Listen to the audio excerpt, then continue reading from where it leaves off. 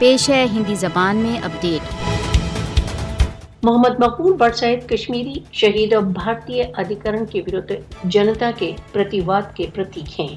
کشمیری شہید بھارتیہ ادھیکرن کے ورد سوتنترتا سنگھرش کے کسٹوڈین ہیں۔ 11 فروری 1984 کو بھارت نے مقبول بٹ کو سوتنترتا سنگھرش میں ان کی اگرنی بھومکا کے دنڈ میں پھانسی پر لٹکا دیا۔ شہید بھارتیہ چنگل سے مکتی کے کشمیریوں کے سوتنترتا سنگھرش کو دیپت رکھیں گے۔